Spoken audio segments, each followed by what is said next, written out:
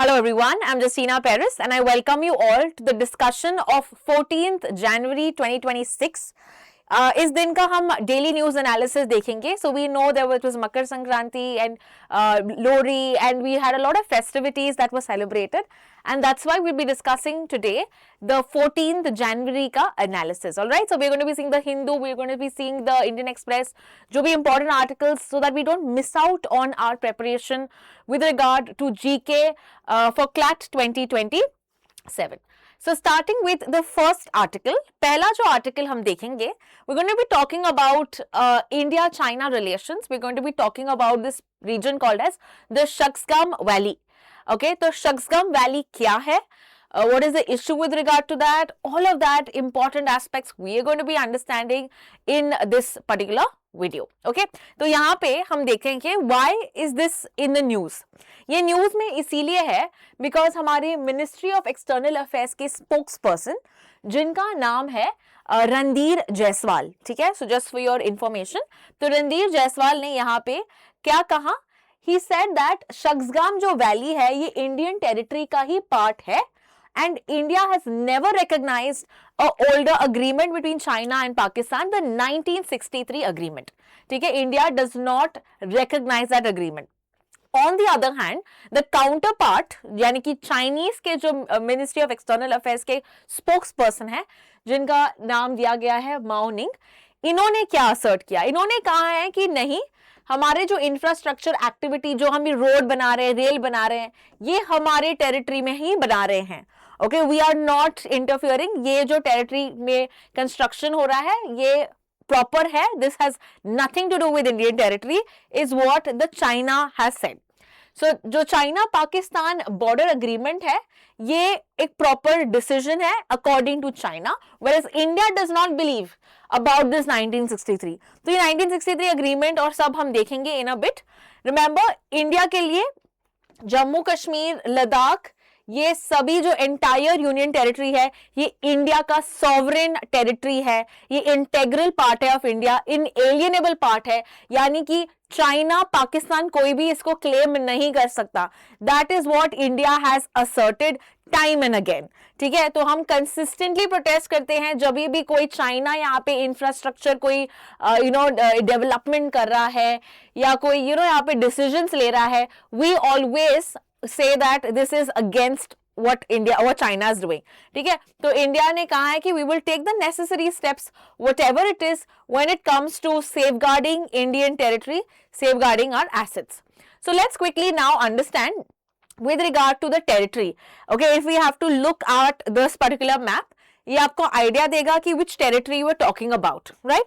So यहाँ पे जल्दी से देखते हैं. See, here we have, this is Jammu Kashmir and Ladakh के union territory. So I have not taken the difference now, taken the older one. तो यहाँ पे अगर आप देखोगे, we see the line of actual control, okay, that is there with regard to the Pakistan के side में. Remember, POK is Pakistan occupied Kashmir. ठीक है, बट इंडिया असर्ट करता है कि वो हमारा ही पार्ट है. एंड अगर हम देखें इस साइड पे द अनहैबिटेबल डिजर्ट रीजन है जो है लद्दाख के साइड में. This is the Aksai Chin region. Okay, so यहाँ पे it is said that India इसी को अपना पार्ट मानती है, but however it is administered by China. It's called as the Aksai Chin. Alright, apart from that यहाँ पे एक टेरिटरी है. ठीक है, ये टेरिटरी आप देखोगे तो ये टेरिटरी जो है ये पाकिस्तान ने 1963 में एक अग्रीमेंट के दौरान चाइना को ये सौंप दी थी. और ये जो टेरिटरी है इसका नाम क्या है? It is called as the Shaksgam valley. ठीक है, so what is this region? ये रीजन 1963 के अग्रीमेंट में we have seen we had the Pakistan had given it to China and of course India says that this is not done because we don't agree. ठीक है, ये हमारी territory है, हम नहीं मानते कि ये चाइना के पास है. तो ये आपको अगर बेसिक इंफॉर्मेशन पता चला है. Let's quickly now proceed to understand what is the older agreement all about. Okay, so starting with this particular region, the Shaksgam Valley. Shaksgam Valley is known as the Trans-Karakoram Tract. ठीक है, ये आपको नाम पता होना चाहिए. ठीक है, तो जोग्राफिकल एस्पेक्ट में भी ये इंपॉर्टेंट है. What is it known as? Trans Karakoram track, और ये कहाँ पे लाई करता है? It lies in the north of Siachen glacier. तो यहाँ पे आप देखोगे सियाचिन ग्लेशियर, ठीक है, तो it is of the north of Siachen glacier, ये वाला जो सक्सगाम वैली है, in the Hunza Gilgit region under Pakistan occupation, ठीक है। So this is some important information, जहां पे एग्जैक्टली लोकेशन कहाँ है तो वो बताया है। So if you see Shaksgam valley यहाँ पे है, ओके। नाउ कितना एरिया है? 5000 स्क्वायर किलोमीटर का एरिया है। Now remember this is a very difficult terrain, high altitude है इसका, so the terrain is not easy, habitation बहुत डिफिकल्ट है because it's a very cold region, ठीक है। And it is claimed by India, ठीक है, it is claimed by India, यानी India अपना पार्ट बोलती है, although it is controlled earlier by Pakistan.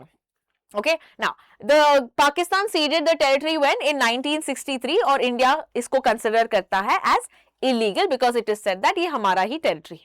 Now coming to understand with regard to historical context as to थोड़ा हम information जान लेते हैं 1950s में क्या हुआ। 1950s में चाइना ने एक हाईवे यहाँ पे बिल्ड किया था in the connecting Tibet and the Xinjiang region through Aksai Chin. तो अक्साई चीन वही रीजन है जो इंडिया मानती है कि ये हमारा रीजन है, बट चाइना एडमिनिस्ट्रेट करता है, चाइना बोलता है नहीं ये हमारी टेरिटरी है। सो चाइना क्लेम करता है कि अक्साई चीन जो है उनके पार्ट का है, यानी कि Hotan county which is mainly Xinjiang, okay, Xinjiang, तो ये उनके रीजन में होता है, ये चाइना कहता है। Now because of this we see a lot of other factors and of course because of this 1962 का वॉर होता है। Remember that 1962 war, Indo-China war कहते हैं। So what happened in this particular war? The reason is mainly the territorial dispute because India और China को territory से related यहाँ पे अनबन थी, but the main trigger for it was 1959 में जब दलाई लामा इंडिया आते हैं, when the Chinese take over, इन्वेड करते हैं तिब्बत में, तो तिब्बत के जो दलाई लामा है ये इंडिया पहुंच जाते हैं and he seeks asylum in India, ठीक है। So this of course even more triggered this event और 1962 में वॉर हो जाता है between who? Between India and China, ठीक है। Now with regard to that, जब ये दो कंट्रीज लड़ रहे थे, पाकिस्तान टेक्स अपॉर्चुनिटी, तो Pakistan now becomes closer to China because उनको पता है कि दुश्मन का दुश्मन दोस्त है, राइट। तो यहाँ पे दुश्मन का दोस्त है, इसीलिए इंडिया, इसलिए चाइना पाकिस्तान यहाँ पे एक अग्रीमेंट पे आते हैं and there we see that Pakistan offers, okay, Pakistan offers this particular Shaksgam valley to China. Okay, so this is where we see India was not a party to the agreement और इसीलिए हम प्रोटेस्ट करते हैं, हम रिकॉग्नाइज नहीं करते हैं ये पर्टिकुलर अग्रीमेंट को। In fact article 6 of the agreement says कि ये जो बाउंड्री हमने दी है या पाकिस्तान ने दी है, ये रीनेगोशिएट होगा specially after the settlement of Kashmir dispute, जो अभी तक हुआ नहीं है। That means this is still not decided, this can not be decided because article 6 यही कहता है कि रीनेगोशिएट करेंगे हम। सो इसीलिए हम देखते हैं this has not been agreed by India, this has been always time and again India कहती है कि नहीं ये हमारा ही territory है। Now proceeding to understand a little more information about the CPEC जो चाइना करता है kind of some developments in Pakistan. So which are the regions? Okay, what is it called? It is called as the China Pakistan Economic Corridor. इसको क्या कहते हैं? China Pakistan Economic Corridor, इसको CPEC कहते हैं, जो लॉन्च हुआ था 2015 में। Now यहाँ पे चाइना अपना डोमिनेंस बनाना चाहता है, इसीलिए दिस पर्टिकुलर उन्होंने एक कॉरिडोर बनाया है जो पास होता है बिल्कुल इंडिया के टेरिटरी में। इंडिया जो बोलता है कि ये हमारा टेरिटरी है, उसमें से ये पास हो रहा है। तो आप देख सकते हो ये हमारा जम्मू कश्मीर लद्दाख रीजन है, बिल्कुल इससे पास हो रहा है ये all the way to Pakistan, that is at the Gwadar port. तो कहां से है? एक है काशगर से लेके ग्वादर पोर्ट तक। Gwadar is in Pakistan and Kashgar कहां पे है? The Xinjiang region which is in China, right. तो ये एक स्ट्रेटेजिक एक मूव है by China to say that okay we are dominating this particular region and Pakistan ये यहाँ पे बेनिफिट करता है बिकॉज उनको बहुत ज्यादा इन्वेस्टमेंट आ रहा है चाइना से, so they are getting the money for it, right? So here we see the alternative route यहाँ पे हम बना रहे हैं for Middle East oil imports, okay, हम bypass कर रहे हैं जो Malacca Strait है, mainly China is doing that, and India has consistently opposed the CPEC because of course it is passing through the POK, the Pakistan occupied Kashmir, और ये हम कहते हैं it is violating our sovereignty, our territorial integrity. सो हम इसको नहीं मानते, right. सो यहाँ पे प्रोग्रेस जो है अभी सीपैक का, has it been successful? The answer is no. Region being यहाँ पे जो मिलिटेंट्स हैं, बलोच जो रीजन है, Balochistan, right, they are demanding for a separate country, they want to be separated. तो यहाँ पे they are constantly attacking and not allowing for these developments to happen.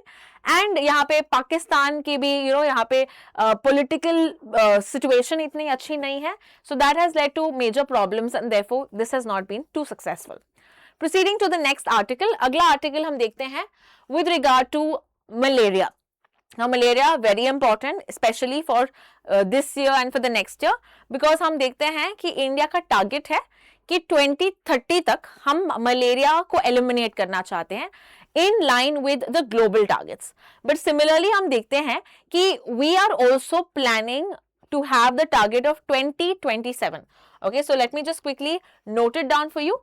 2027 में इंडिया 0 इंडिजीनियस केसेस चाहती है, यानी मलेरिया के केसेस बंद करना चाहते हैं बाय 2027, एंड हम एलिमिनेट यानी मलेरिया फ्री होना चाहते हैं by 2030. Okay, and this is world target also, this is global target as well. तो इसीलिए अगर हम देखेंगे we are coming closer to the targets and that's why this is an important issue. Now, has any country been malaria free? The answer is yes. There are so many countries that are malaria free. Okay, अगर हम Suriname की बात करें, Egypt की बात करें, ठीक है. So one of the first countries that we talk about, yeah, Suriname है, इजिप्ट है. So they have already declared themselves as malaria free. And India has a plan to do so by 27 in the first phase and 2030 complete elimination. अभी हम थोड़ा information जान लेते हैं with regard to malaria. Okay, we'll understand with regard to malaria कैसे फैलता है, what are the important aspects with regard to this. We will soon understand this. So let's start with malaria. Malaria is a life-threatening parasitic disease. This is caused by Plasmodium falciparum. Okay, so let me just underline this. Yes, Plasmodium falciparum. Okay, this is the most common type of you can say agent जो affect करता है. And यहाँ पे हम देखते हैं the transmission that happens, it is because of a female Anopheles mosquito. Now आपके लिए यहाँ पे क्वेश्चन है कि डेंगी जो है, या आप डेंगू बोलते हैं, it's usually pronounce as dengue. तो डेंगी जो है ये किस मस्कीटो के दौरान फैलता है, ये आपको मुझे बताना है. What is the mosquito that is responsible for the spread of dengue? Please use the comment section to answer. So malaria की बात करें, फीमेल एनोफिलिस मस्कीटो होती है, and this is caused, what are the symptoms that happen? You have fever, chills, headache, nausea, sweating, you have weight loss as well. Okay, so all of those problems that do occur when you have malaria.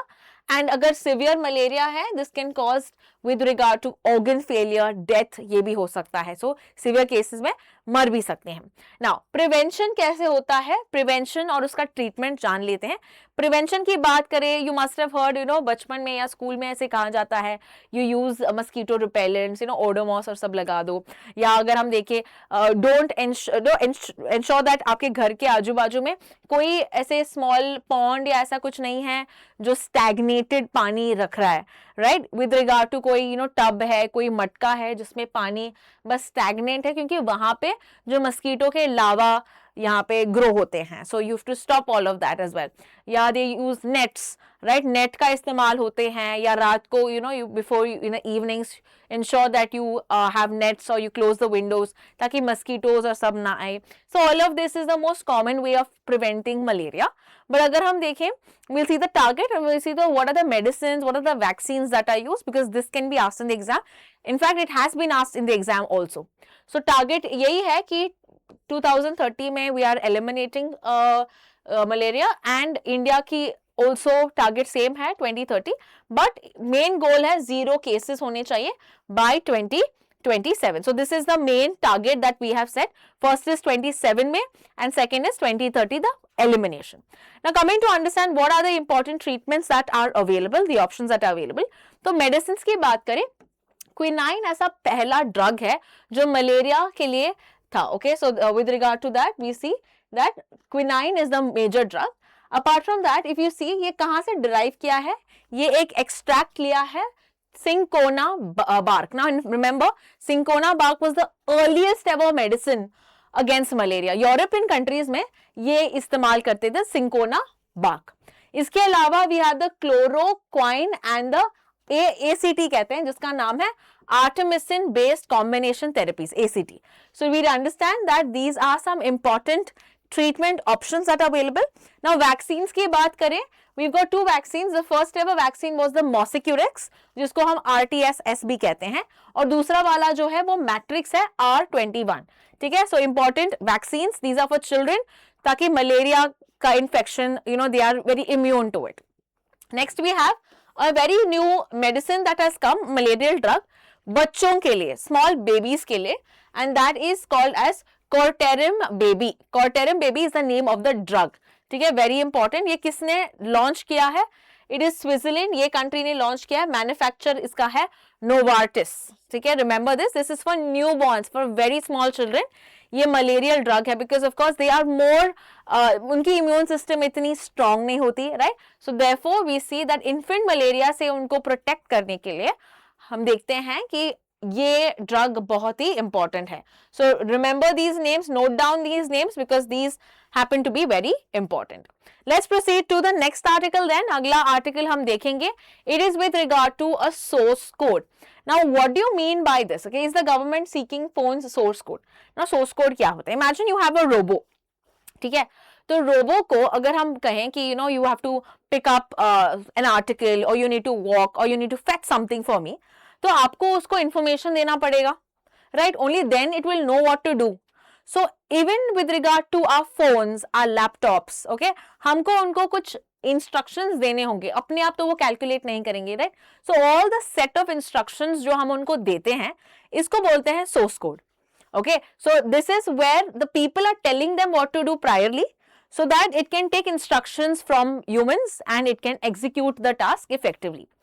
Now what happens is this particular task जिसकी हम बात कर रहे हैं, इसको हम source code कहते हैं, right? Now this is a very closed confidential thing. ये जो source code की बात कर रही हूँ मैं, it's a very closed confidential thing. The reason thing, अगर मान लो ये information open हो, okay, then probably इसका misuse हो सकता है, यानी कोई भी यहाँ पे intrude करके उसका ज़्यादा data हासिल कर सकता है, इसको commercialize कर सकता है, उसको bad के लिए use हो सकता है. So that is why the source code is always protected. ठीक है, so this is what is source code. Now what is the information या कॉन्टेक्स्ट इसी ये है कि रूटर्स करके एक न्यूज मीडिया है, इन्होंने कहा है कि गवर्नमेंट क्या करना चाहती है, ये सोर्स कोड को, what is government doing, it is seeking to take the source code. ये जो इंफॉर्मेशन है ये इंडियन गवर्नमेंट क्या करने वाली है, it is contemplating a requirement for smartphone to disclose the source code. ये थर्ड पार्टी एजेंट को देगी एंड ये कोड ओपन होगा रिव्यू के लिए, यानी कि ये सोर्स कोड को डिस्क्लोज किया जाएगा. ऐसे कौन कह रहा है, ये रूटर्स करके एक मीडिया कंपनी है, ये कह रहा है कि गवर्नमेंट, हमारी गवर्नमेंट ऐसा कर रही है. तो इसीलिए हम जान लेते हैं कि सोर्स कोड और इसके रेपरकशंस क्या होंगे. So firstly we understand source code is like a information, instructions होते हैं जो सॉफ्टवेयर रन करने के लिए मदद करते हैं, right. So Android has an open source components, ठीक है. Manufacturers make proprietary modifications that are closely guarded. Now when we see that what is source code useful for, as I said, commercial protection के लिए, because otherwise कोई भी इसको misuse कर लेगा, कोई भी data लेके अपना ही एक device बनाएगा, right. Apart from that, cyber security information को यहाँ पे ensure करने के लिए कोई attack ना हो बाहर से, कोई cyber attack, कोई hack ना करे. That is why this information is kept very, you can say, undisclosed, it's kept very secret. Now coming to understand disclosure controversy, इसके बारे में हम थोड़ा जान लेते हैं. Now external disclosure of source code, ये बहुत रेयर होता है कि डिस्क्लोज यूजुअली नहीं होता है, लिमिटेड अलाउ करते हैं कुछ countries to allow it to be open, ठीक है, but mostly it is closed. Okay, now Apple की बात करें, एग्जाम्पल यहाँ पे दिया है, इन्होंने अपना सोर्स कोड डिस्क्लोज नहीं किया है टू चाइना, ठीक है, despite the policies, local policies of China.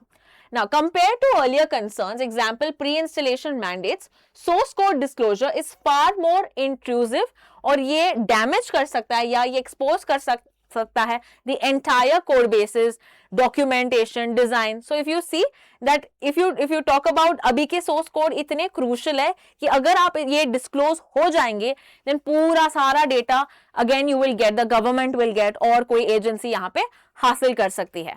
So even devices running on open source code do not reveal full implementation. तो Android as I said थोड़ा data disclose करता है but पूरा data disclose नहीं करता, ठीक है, how the working and all happens, they don't give the whole data. So now what the government has done, now with regard to government इन्होंने कुछ rules and laws बनाए हैं, right? So we talk about in 2023 हमने बनाए थे the National Center for Commercial Security under Department of Telecommunication आते हैं। What did they do? They finalized a framework, they finalized some rules. Okay, so let's understand the rules now. Yeah, so if you understand with regard to rules क्या है, the ITSAR, the Indian Telecom Security Assurance Requirements. Now this is not very crucial for the exam, but just to give you an insight as to what this exactly is, हम देखते हैं कि the ITSR को finalize किया गया था to ensure the testing, ठीक है, to ensure the testing when you talk about the source codes. Now they operate within something called as the MTCT. ये framework के अंदर ये काम करते हैं और ये MTCT की बात जो मैं कर रही हूँ, टेस्टिंग सर्टिफिकेशन, कि before allowing the mobile code to come in the market they do some sort of a testing to understand कि it's not misusing the information and all of that. Now ये हमारे 2017 के rules की वजह से हैं। So these 2017 rules are basically giving you a framework. तो ये अर्लियर फ्रेमवर्क है which helped us to ensure that जो भी डेटा हम डिस्क्लोज कर रहे हैं, right, they are protected as well as they are going into a proper framework rather than just being unregulated. So यहाँ पे टेलीकॉम कम्युनिकेशन एक्ट आया 2023 में, जो department of telecommunication and ministry of environment, electronics and information technology यानी मेटी, इसको decide किया कि smartphones इस प्लेटफॉर्म में नहीं होना चाहिए, बिकॉज स्मार्टफोन्स का ऑलरेडी एक और सुपरविजन होता है by Bureau of Indian Standards. Okay, so usually devices को ये फ्रेमवर्क फॉलो करना था, बट किसको एक्सक्लूड किया गया था 2023 में?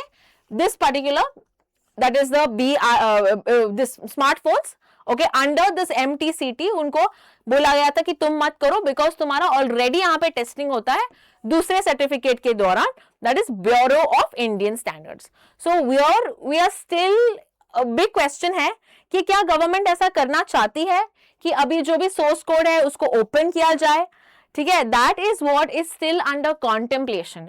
We still not aware if that is going to happen, but अभी ये न्यूज ओपन आया है, सो इसीलिए आपको थोड़े बेसिक्स पता होने चाहिए कि व्हाट इज सोर्स कोड के यहाँ पे फायदे क्या हैं या what is it used for, अगर ये डिस्क्लोज किया जाए what is the negative effect.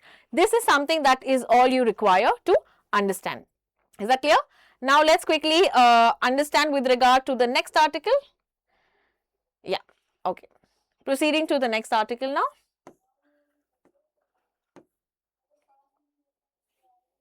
Yeah. Next article we talk about is the Supreme Court ने question किया है Election Commission of India को on voter deletion and citizenship.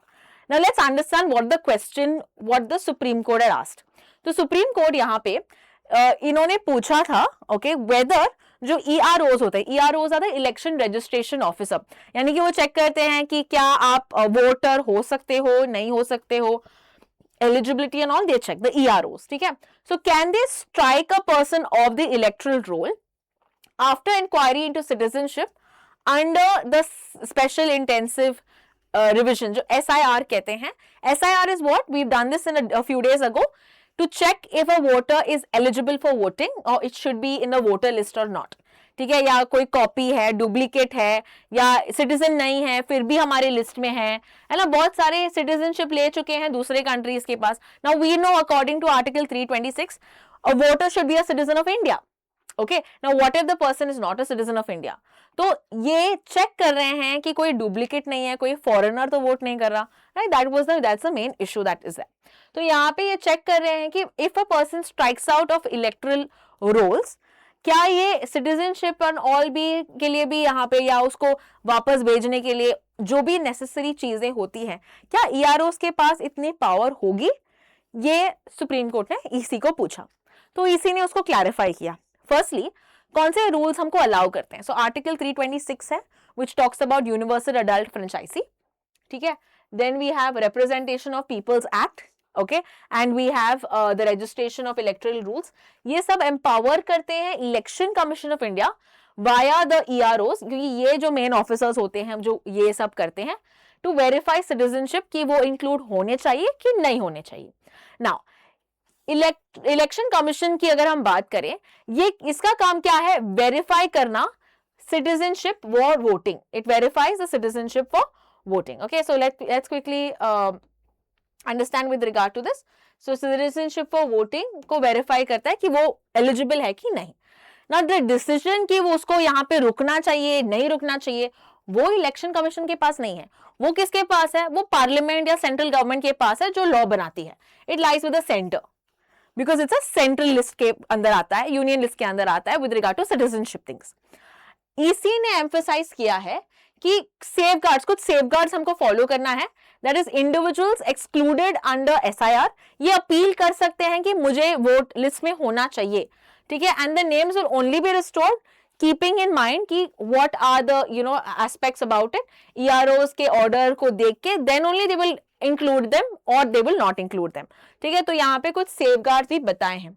तो bench has clarified कि ईसी का डिसीजन जो है, it does not ipso facto lead to deportation, it will only relate to voter eligibility, ठीक है। यहाँ पे डिपोटेशन या उनको कंट्री से बाहर निकालने का काम उनके पास नहीं है। वो किसके पास है? वो सेंटर के पास है।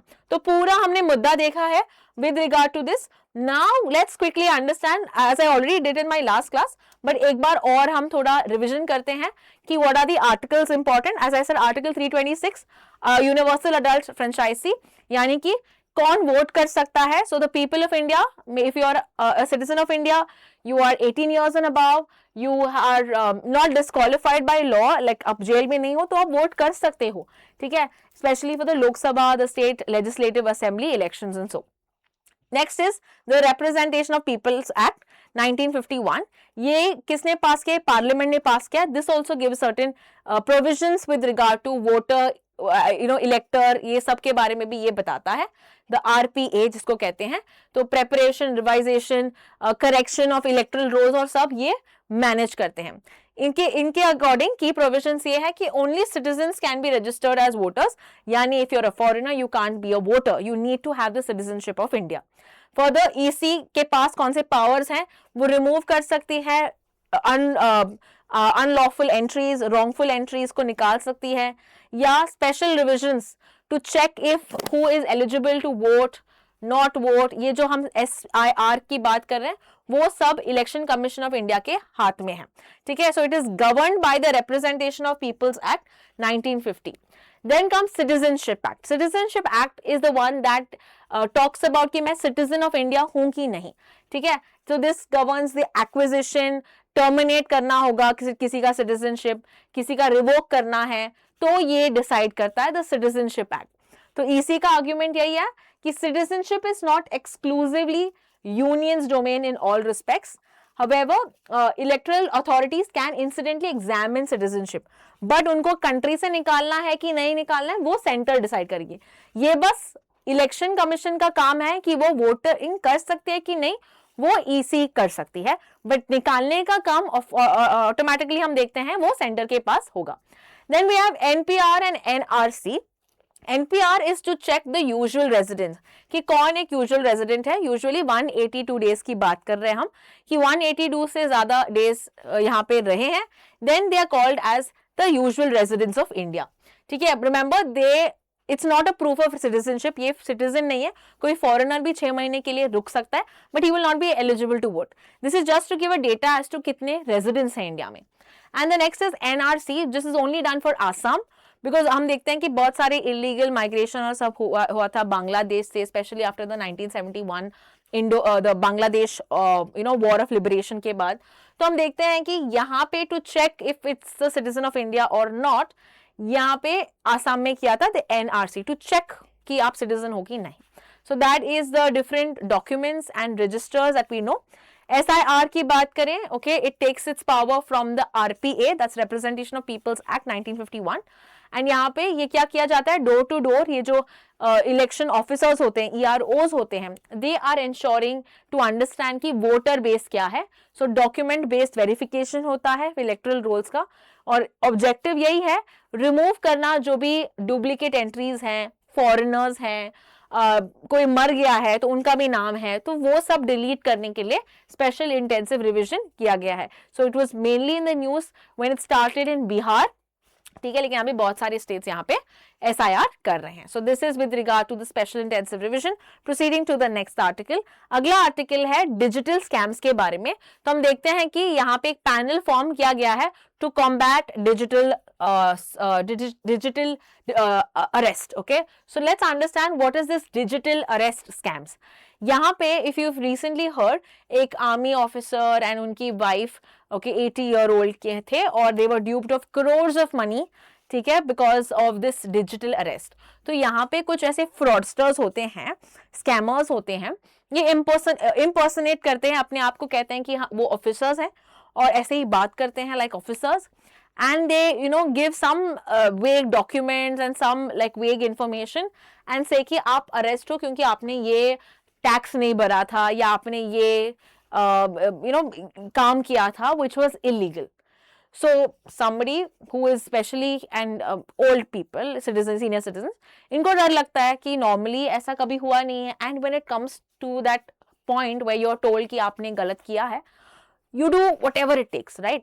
So that is what these old people, senior citizens, ये फिर अपना जो भी उन्होंने पेनल्टी था, they will act as if okay that's a penalty that they have to put, they will give the amount, ठीक है, and till they don't give the amount they are said कि आप एक डिजिटल अरेस्ट में हो, यानी आप किसी को कांटेक्ट नहीं कर सकते, ठीक है, हमारे ऑफिसर्स नीचे खड़े हैं तो आपको यहाँ पे आप you can not cheat anybody and all of that.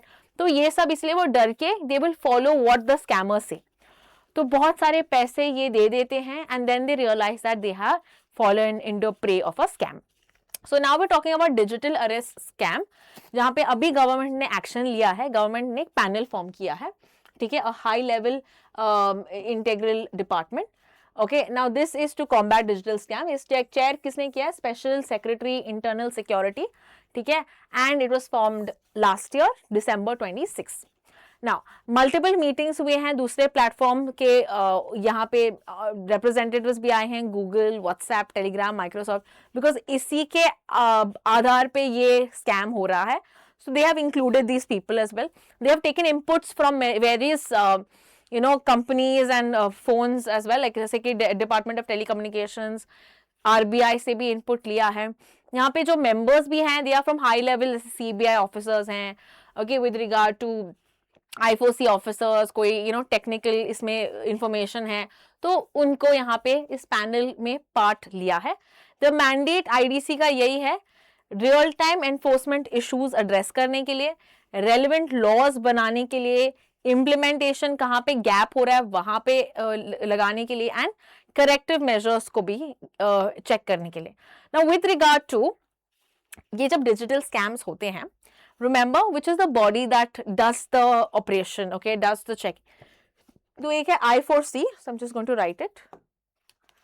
Yeah, so we have I4C as well as sometimes you also have the CBI. CBI ने recently एक operation बनाया था which is called as Operation Chakra. ठीक है, Operation Chakra किसने start किया था, CBI ने किया था, to stop this digital arrest. उन्होंने ऑपरेशन चलाया था. So what are the two bodies, I4C and Operation Chakra. Now let's quickly understand with regard to I4C, ये जो बॉडी है इसके बारे में थोड़ा हम जान लेते हैं. Okay, so 1 minute.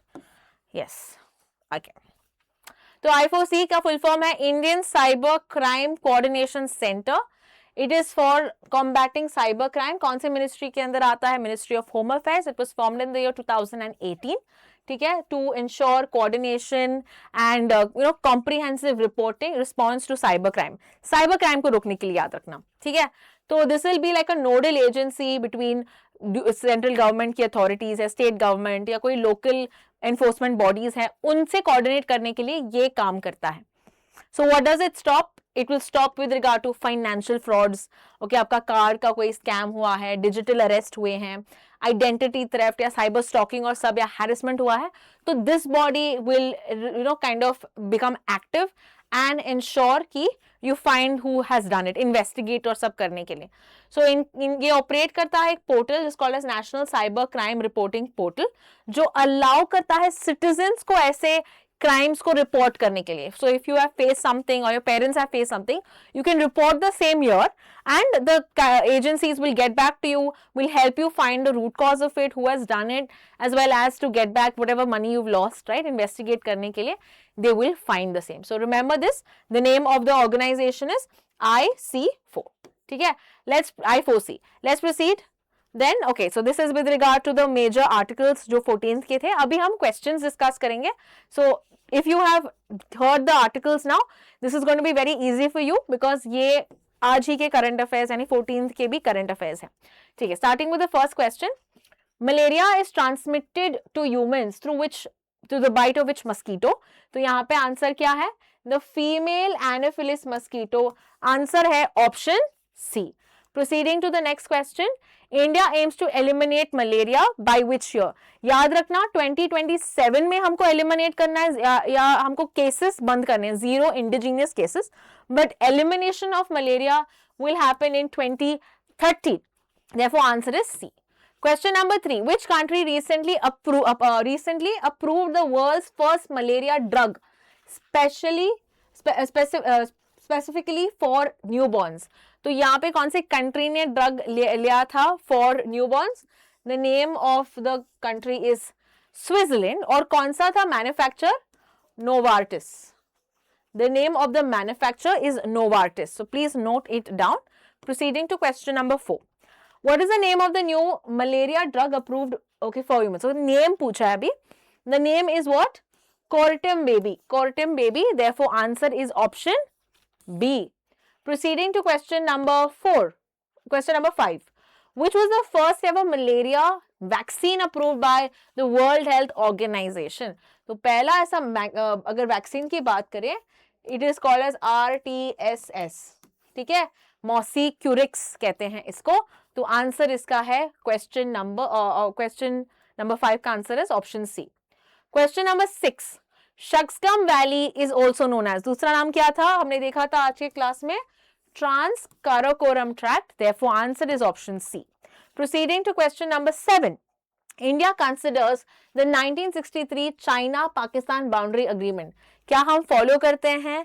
The answer is no. हम इसको कंसिडर करते हैं इलीगल है, इसके पास अथॉरिटी नहीं है, बिकॉज इस अग्रीमेंट में पाकिस्तान ने चाइना को कौन सा टेरिटरी दिया था? शक्सगम वैली दिया था, राइट? तो ये yes, it is option D correct answer है. ये इलीगल है और इनवैलिड है, इंडिया इसको नहीं मानती. Proceeding to question number 8. Which country ceded the Shakgam Valley to China in 1963? As I said, 1963 the agreement happened between Pakistan and China. Therefore, Pakistan is the right answer, where Pakistan ने ये शक्सगम valley China को दी थी and India इसको नहीं मानती. Answer for question number 8 is option B. Question number 9. Article 6 of 1963 agreement provided that the boundary would be reconsidered. Article 6 हमने देखा है, which said that कश्मीर के settlement के बाद इसको देखा जाएगा. Therefore, answer is question number C, after the settlement of Kashmir dispute. Question number 10. According to India, approximately कितना टेरिटरी शक्सगम वैली का है जो पाकिस्तान ने सीड किया था to China? The answer is about 5000 square kilometre. Therefore, the answer यहाँ पे 5000 का ऑप्शन एक ही है, 5180. Answer is option C. Proceeding to question number 11. Which constitutional provision guarantees voting rights to adult citizens? तो अगर हम देखें adult universal voting right to vote जो है हम देखेंगे वो आर्टिकल 326 में आता है, ठीक है। So we have Article 326. 324 talks about Election Commission of India. 324 talks about Election Commission of India. 326 talks about voting, right to vote. ठीक है, एंड 19 और 21 तो फंडामेंटल राइट्स हैं. Okay, we talk about freedom of speech and expression, and 21 is talking about the freedom of life and liberty. Okay, so यहाँ पे answer is option D. Proceeding to question number 12. Who decides on deportation of the right to remain in India? तो ये किसके पास होती है? Election commission of India के पास होती है? नहीं, ये सेंटर के पास होती है. यानी पार्लियामेंट या सेंट्रल गवर्नमेंट डिसाइड करता है who can stay, who can be removed from the country or not. So answer should be D.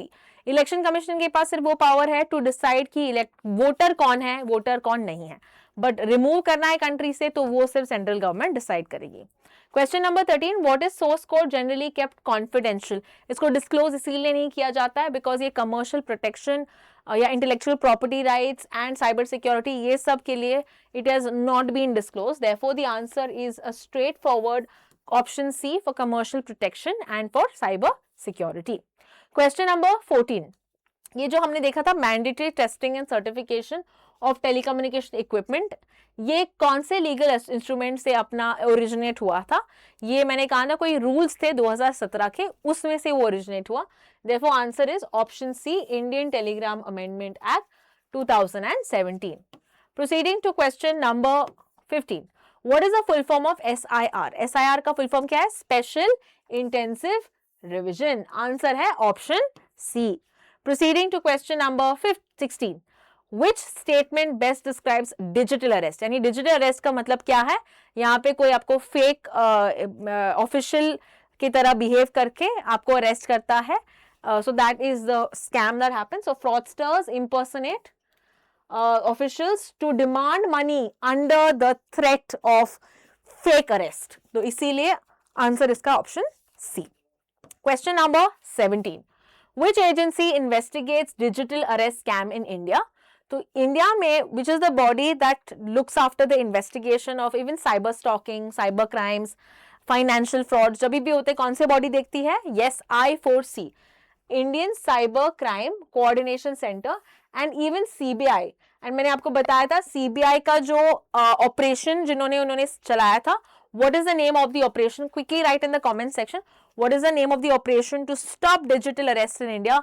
ये CBI ने चलाया था, प्लीज कमेंट सेक्शन में लिख लीजिएगा. Question number 18, the I4C Indian cyber crime coordination centre, ये कौन सी मिनिस्ट्री के अंदर आता है? वी सॉ इट दैट ये मिनिस्ट्री ऑफ होम अफेयर्स के अंदर आता है, and therefore answer to the question is option B.